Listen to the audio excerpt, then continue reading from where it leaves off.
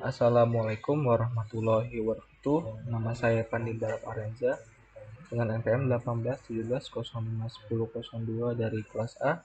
Kali ini saya akan melanjutkan dari soal sebelumnya. Di sini kita akan menganalisis sebuah data yang pertama aritmatia. Jadi di sini yang pertama kita menjelaskan data dan analisis data. Dan setelah itu kita cari apa itu isi data tersebut. Yang kedua, lakukan klasifikasi dengan klasifikasi SFN. Gunakan fungsi KSFN pada library kernel. Setelah itu pisahkan data menjadi 75% untuk data training dan 25% untuk data test. Setelah itu jelaskan model SFV dihasilkan. Jelaskan tabel hasil prediksi training dan analisis akurasi training. Jelaskan tabel hasil prediksi testing dan analisis akurasi testing. Itu yang ketiga, lakukan fitur seleksi dengan Boruta. Setelah itu jelaskan hasil fitur seleksi yang dihasilkan. Jelaskan hasil tabel hasil prediksi training dan analisis akurasi training dari fitur penting dan tentatif.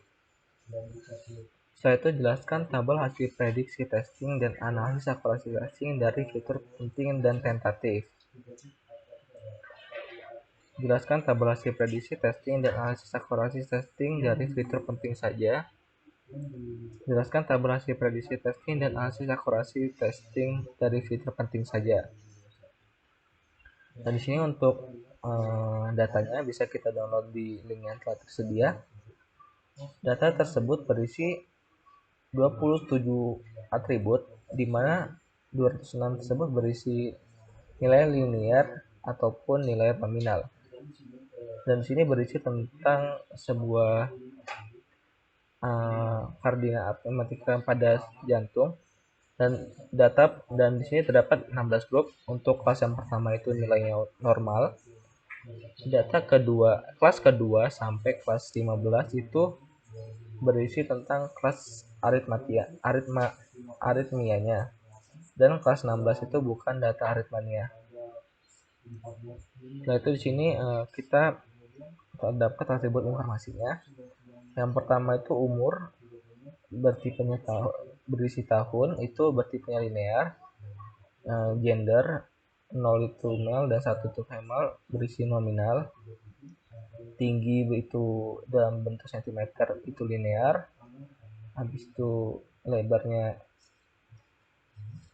berdasarkan kilogram, beratnya berdasarkan kilogram, itu linear, dan seterusnya. Di sini ada sejumlah atribut sebanyak ada sekitar 27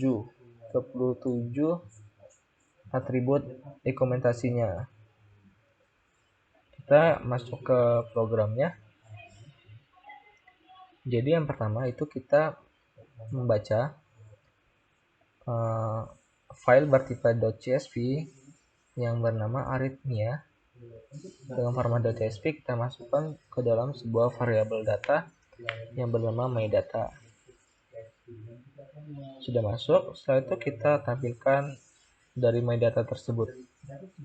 Ini hasil dari tabel tersebut. Misalkan data yang pertama ini, kita lihat di data pertama itu dia berisi tentang umurnya 56, 54, 55, 75, 13, ini umur.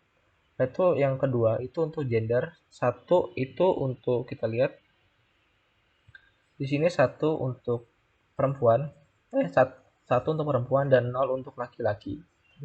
Setelah itu untuk tingginya itu yang ini di X190 dan beratnya di yang X80. Setelah itu untuk yang data 567 sampai 27 maksudnya, itu bisa dilihat yang tadi sampai di sini sampai 27. Setelah ditampilkannya myData, kita install package kernel. Oke. Nah, di sini kernel ini digunakan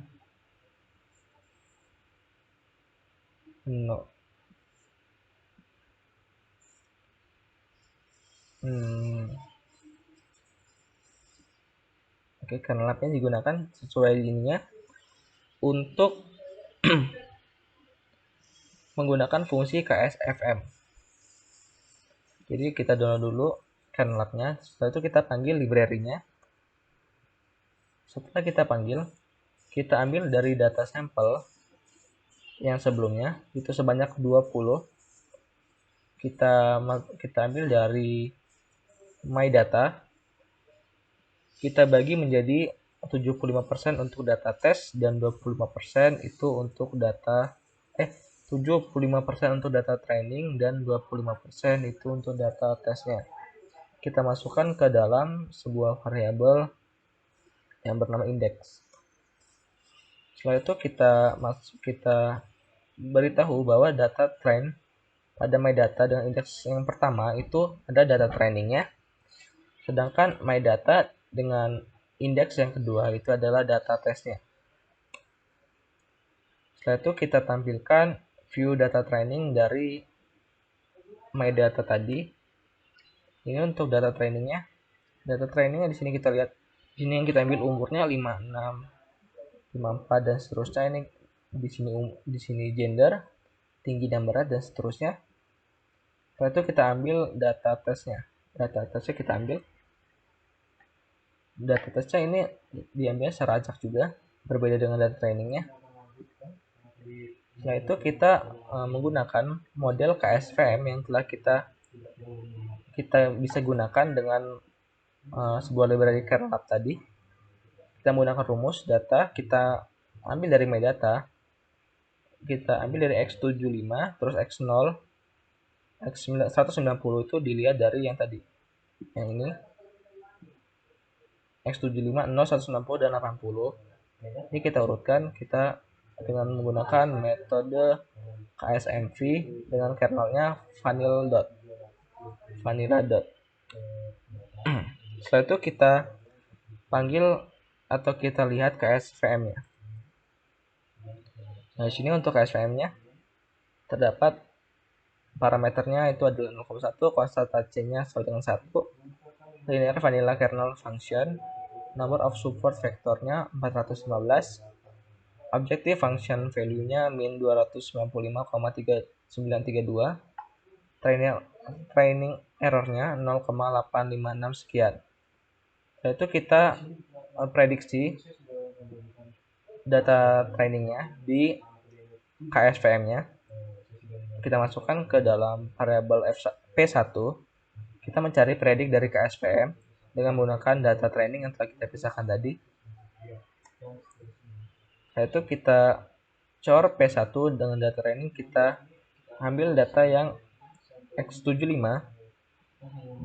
Ini mewakili dari yang lainnya. Di sini menghasilkan 0,41847479. Setelah itu kita predik testing dari P2-nya. Itu untuk data tesnya. Kita memanggil predik dari KSVM, data KSVM tadi. Kita ambil data tes, kita masukkan ke dalam P2. Setelah itu kita cari cornya dari P2 dengan memanggil data tes dengan $x75 tadi untuk umur. Sini hasilnya 0,3188. Terus di sini di soalnya selanjutnya kita lakukan feature selection dengan menggunakan Boruta. Jelaskan hasil feature seleksi yang dihasilkan. Jelaskan tabel hasil prediksi, training, dan analisis akurasi training dari fitur penting dan tentatif. Jelaskan tabel hasil prediksi testing dan analisis akurasi testing dari fitur penting dan tentatif. Jelaskan tabel hasil prediksi testing dan analisis akurasi testing dari fitur penting saja. Jelaskan tabel hasil prediksi testing dan analisis akurasi testing dari fitur penting saja. Nah, setelah itu kita panggil library Boruta-nya. Sebelumnya library Boruta-nya kita gunakan di pertemuan sebelumnya. Setelah itu kita cari fitur selection-nya dari sebuah variabel yang X75 mewakili yang lainnya tadi. Dengan data sama dengan metadata, .rate-nya sama dengan 2, kita masukkan ke dalam sebuah variabel fit cell. Kita tunggu ininya sampai sekitar 99 run of import source-nya sampai selesai. Kita tunggu.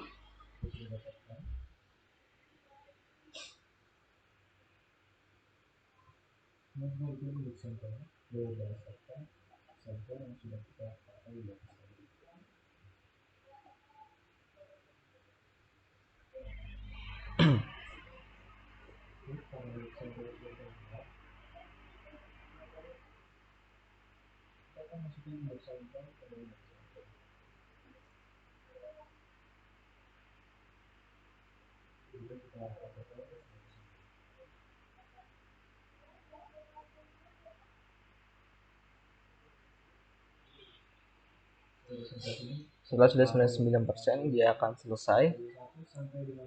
Setelah itu kita view feed cell-nya. Dan hasilnya seperti ini, beruta performa 99 interaksi dalam durasi 55 second.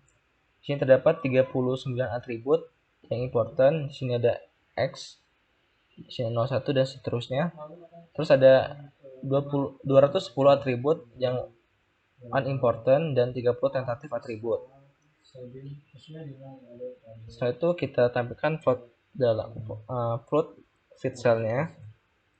Dia akan tampil seperti ini untuk plot dari feed cell-nya. Setelah itu kita add statusnya dari feed cell seperti ini. Dia akan muncul seperti ini. Terus kita ambil data yang tidak ditolak, kita masukkan ke dalam. Di sini kan data yang tidak ditolak tadi kan yang ada di atas tadi. Kita masukkan ke dalam fs accept. Di sini kita ambil get no reject formula dari feed cell-nya. Setelah itu kita tampilkan dari fs accept-nya.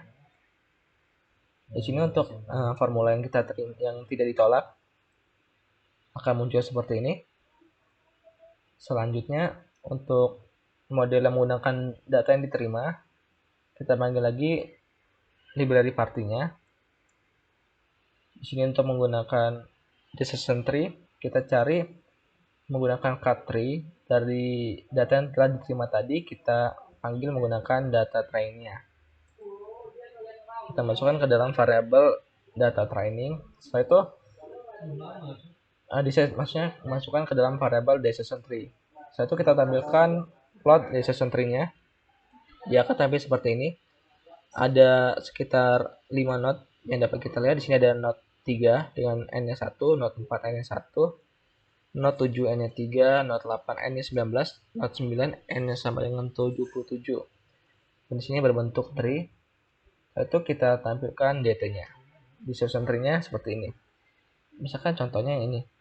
X80 sama dengan L51, kriteria 1. Di sini kita lihat statistiknya 55,919. Di sini kita lihat weight-nya sama dengan 17. Yaitu di sini ada uji training menggunakan data menggunakan decision tree. Kita cari menggunakan data trainnya. Kita masukkan ke dalam sebuah variabel P3. Dan di sini kita mencari nilai rata-rata dari P3 dengan data training yang di atas tadi. Dengan variabelnya yang tadi yang umur. Dan di sini mendapat nilai rata-ratanya itu 0. Setelah itu kita uji data testnya. Kita menggunakan predict dari decision tree dari data test yang telah kita buat tadi. Kita masukkan ke dalam sebuah variabel P4. Setelah itu kita mencari nilai rata-rata dari P4 tersebut, atau kita mencari nilai rata-rata dari decision tree menggunakan data test.